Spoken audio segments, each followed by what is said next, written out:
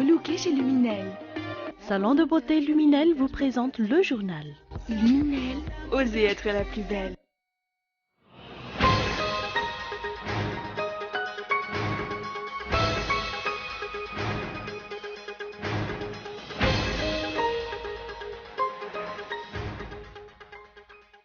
Suite à la pression du MMM, le président de l'Assemblée nationale a finalement envoyé la lettre dans laquelle ce parti réclame le statut d'opposant à la Haute Cour constitutionnelle.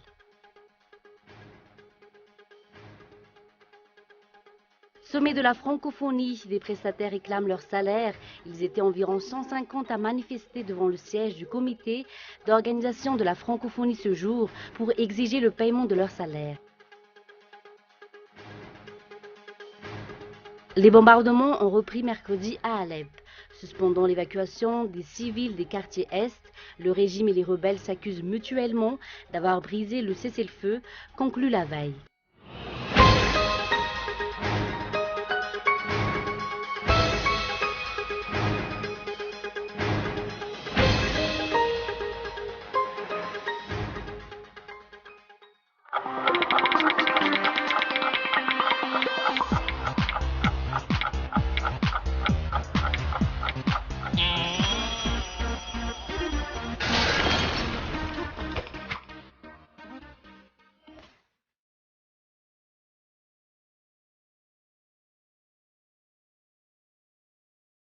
Venez vous relooker chez Luminel. Luminel, coiffure tendance, extension cheveux, coloration, lissage brésilien, maquillage, extension cils. Pédicure, manicure, onglerie. Luminel Béorirk vers escalier 1 4 foot. L'Avant Center, 4e étage, box 418. Luminel, osez être la plus belle.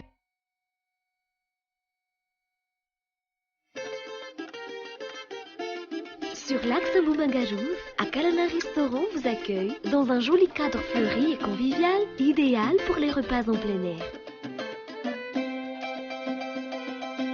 Avec une terrasse offrant une vue imprenable sur la colline, Akalana propose des mets malagas, de succulentes grillades et d'autres spécialités. L'endroit propose aussi différentes distractions, la pétanque, le ping-pong et divers jeux de société. Enfin, le local peut accueillir les anniversaires, fiançailles, baptêmes et diverses réunions. Akalan, mapa fichan ma Malagasy.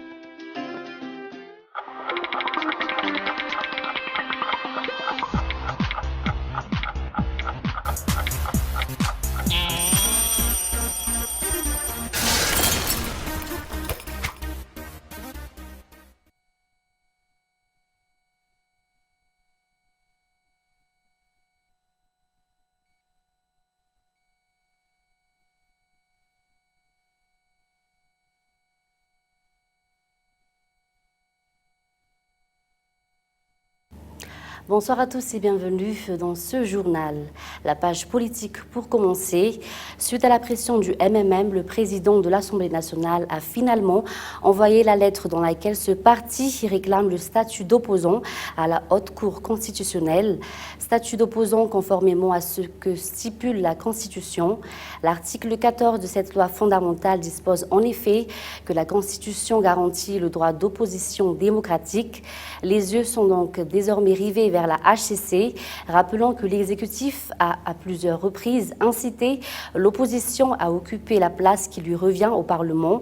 En effet, jusqu'à aujourd'hui, la place du 7e vice-président du Sénat, comme celle de l'Assemblée nationale, reste vacante. Le titre de chef de l'opposition officielle ne tardera pas également à être attribué. Toujours dans ce contexte, adoption hier de la loi sur la réconciliation nationale, et ce, même si de nombreux élus ont souligné son caractère discriminatoire, les députés pro-régime ont tout fait pour que cette loi passe. Ils ont ainsi rejeté presque tous les amendements apportés au projet de texte lors des travaux de commission. Reportage de Zura Kotendjin. Les députés ont adopté hier la loi sur la réconciliation nationale, une loi dont seul l'article 58 sur l'indemnisation des victimes des crises politiques a été amendé. Toutes les modifications apportées par les députés lors des travaux de commission n'ont pas été considérées. Seules les propositions de l'exécutif ont été retenues. Après l'adoption de cette loi, beaucoup s'interrogent quant à l'indépendance de la structure en charge de la réconciliation nationale. Selon l'article 13 de la dite loi, en effet, la CFM, la structure qui prendra la relève du FFM, sera composée de 18 membres, à raison de 2 par province et 6 désignés par le président de la République. Lors des travaux de commission, la réduction de ces membres désignés par le chef de l'État avait été soulevée et approuvée, mais cela n'a finalement pas été pris en compte. En outre, les élus pro-régime se sont battus pour que l'amnistie soit limitée dans le temps, uniquement de 2002 jusqu'à la fin de la transition. Toutes les propositions relatives aux conditions d'obtention de l'amnistie mentionnées à l'article 47 ont également été écartées. Le député Paul Berasmanan, ceux qui ont adopté cette loi, ont reçu de l'argent de la part de l'exécutif. Une assemblée qui ne fait que lever la main pour adopter les propositions soumises par l'exécutif est une assemblée croupière, une assemblée où il n'y a aucun débat, mais on passe directement au vote.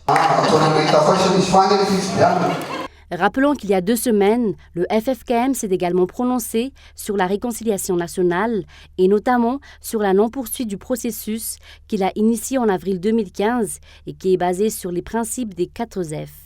Fibeban, Finkekilk, Fivavan, Fahamarinan.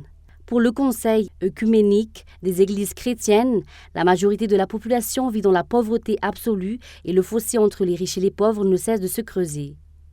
Madagascar est pourtant riche en richesses diverses. Le FFKM a également souligné la gabegie qui règne dans la gestion des ressources minières. Où est actuellement Augustin Andiamananour? Depuis hier soir, il aurait été transféré dans un endroit tenu secret. Ni son avocat, ni sa famille ne savent où se trouve ce vice-président. Du MAPAR pour la province d'Antananarivo, les vacances judiciaires débuteront pourtant demain. Pour l'opinion, cette manœuvre vise à prolonger la durée de sa garde à vue. Augustin Andiamananour risque ainsi de passer les fêtes de Noël et de fin d'année loin des siens. Passons à un tout autre sujet. Tosi Green viole le contrat qu'elle a signé. Cette société italienne a décidé unilatéralement d'étendre la superficie qu'elle exploite sur le plateau de l'Urumbé. Les habitants sont mécontents car cela se répercute entre autres sur leurs activités d'élevage. Les détails dans ce reportage de Michael Ramarla. Si la société Tosi Green, initiateur du projet d'exploitation agricole sur le plateau de l'Urumbé, opérait au début sur environ 2000 hectares de terrain, comme le stipule le contrat qu'elle a signé, actuellement les activités de cette firme italienne s'étendent sur plus de 4000 hectares. Les habitants n'approuvent pas cette violation du contrat. Outre l'augmentation de la superficie exploitée, ce projet a des répercussions sur les activités d'élevage de la population locale. La société Tosi Green se focalise pour l'instant sur la plantation de jatropha, de maïs et de soja. Contrairement à ce qu'elle a promis, son projet n'a fourni du travail qu'à seulement une poignée d'habitants. La population dénonce.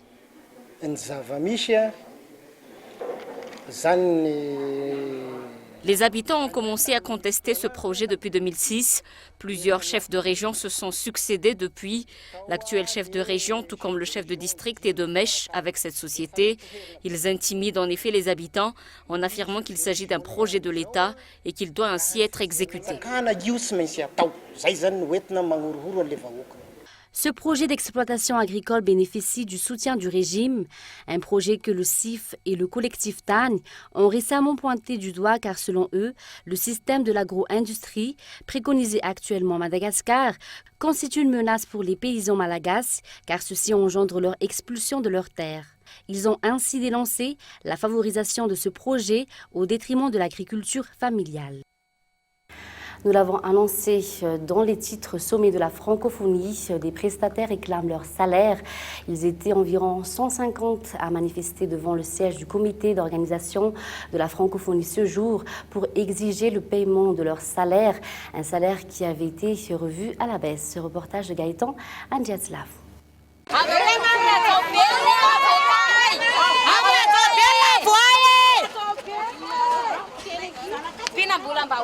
Ils se sont rassemblés à Tannarin pour réclamer leur salaire durant le sommet de la francophonie Ils ont travaillé pendant plusieurs jours au CCIVAT en tant que prestataires, mais plus de 2 semaines après cet événement, le comité d'organisation ne les a toujours pas payés.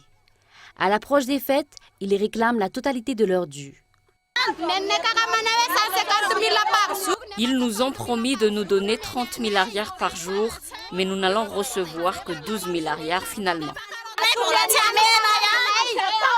Selon leurs explications, ils étaient 150 à travailler au CCIVAT pendant 15 jours, c'est-à-dire avant, pendant et après le sommet.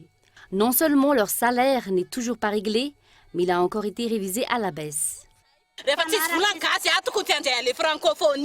Si l'État n'a pas d'argent, il n'aurait pas dû accepter de recevoir le sommet de la francophonie. Ces prestataires prévoient de continuer leur manifestation devant le siège du comité d'organisation de la francophonie jusqu'à ce qu'ils obtiennent une réponse favorable. Ils vont ainsi porter les uniformes qu'ils ont mis durant le sommet. Les responsables croyaient-ils que ce problème allait passer sous silence comme celui du COMESA? En effet, plusieurs personnes ayant travaillé durant le COMESA n'ont toujours pas reçu leur indemnisation jusqu'à ce jour. Et l'actualité internationale, les bombardements repris mercredi à Alep, suspendant l'évacuation des civils des quartiers Est. Le régime et les rebelles s'accusent mutuellement d'avoir brisé le cessez-le-feu conclu la veille. France 24. Des bus, toujours dans l'attente de leurs passagers. Dans la matinée, une vingtaine de véhicules devaient évacuer les premiers groupes de rebelles et de civils. Mais avec la reprise des combats, tous restent pour l'instant pris au piège. Les rebelles accusent les milices chiites iraniennes d'empêcher les évacuations, alors que les autorités turques pointent directement du doigt la Syrie. Nous voyons maintenant que le régime syrien et d'autres groupes qui le soutiennent tentent d'empêcher la mise en œuvre du cessez-le-feu.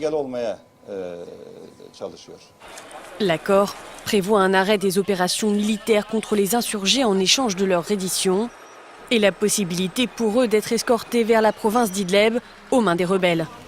Mais les premiers évacués sont censés être les blessés et les civils. Dans les secteurs toujours assiégés par l'armée syrienne, certains restent terrés dans les bâtiments détruits par les bombardements, malgré les appels répétés du régime. Les terroristes ont jusqu'ici refusé de partir. Ils s'obstinent à rester ici.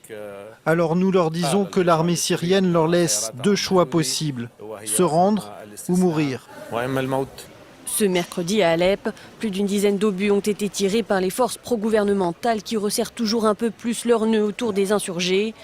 Selon les organisations humanitaires, la partie orientale de la ville est dans une situation d'urgence absolue. Ce mardi, des centaines de personnes ont été conduites vers des camps de réfugiés, mais près de 50 000 civils épuisés par le froid et la faim attendent toujours de quitter les lieux. Et enfin, présidentielle en Gambie, le parti de Jammeh conteste les résultats devant la Cour suprême. La délégation des chefs d'État d'Afrique de l'Ouest n'est toujours pas parvenue à convaincre le président gambien sortant de quitter le pouvoir. Les détails en images avec France 24. Président Buhari, le président Jammeh a-t-il été réceptif? Oh oui, très. Malgré l'apparente satisfaction du président nigérian Muhammadu Buhari, la solution est encore loin d'avoir été trouvée en Gambie. En mission dans la capitale Banjul, la délégation de la CEDEAO composée de plusieurs chefs d'État africains n'est pas parvenue à ses fins, à savoir convaincre Yahya Jammeh de céder pacifiquement le pouvoir. Une entrevue d'1 heure avec le président sortant, qui n'est qu'un début pour la présidente libérienne. Nous ne sommes pas venus pour un accord. Nous venons aider les Gambiens à organiser la transition. Ce n'est pas quelque chose qui peut aboutir en un seul jour. Il faut y travailler. La délégation ouest-africaine a ensuite rencontré Adama Barrow, le vainqueur de l'élection présidentielle, qui demande toujours à son rival d'accepter le résultat du scrutin. La présence de plusieurs chefs d'État africains sur le sol gambien n'a en tout cas pas dissuadé le président sortant Yahya Jammeh de déposer un recours devant la Cour suprême. Lui, qui avait pourtant reconnu sa défaite dans un premier temps. Pour l'opposition, Yahya Jammeh cherche simplement à gagner du temps, car la plus haute institution n'est pas opérationnelle, tous les juges n'ayant pas encore été nommés. Ce recours pourrait bien prendre plusieurs semaines. En cas de refus prolongé de Yahya Jammeh de quitter le pouvoir, la CEDEAO a prévenu, toutes les options, y compris militaires, sont sur la table. Un bref rappel des titres avant de nous quitter. Suite à la pression du MMM, le président de l'Assemblée nationale a finalement envoyé la lettre dans laquelle ce parti réclame le statut d'opposant à la Haute Cour constitutionnelle. Sommet de la francophonie, des prestataires réclament leur salaire. Ils étaient environ 150 à manifester devant le siège du comité d'organisation de la francophonie ce jour pour exiger le paiement de leur salaire. Et puis enfin, les bombardements ont repris mercredi à Alep, suspendant l'évacuation des civils des quartiers Est. Le régime et les rebelles s'accusent mutuellement d'avoir brisé le cessez-le-feu conclu la veille. Et c'est la fin de ce journal. Merci de votre fidélité. Bonne soirée à tous sur Cool TV. Au revoir.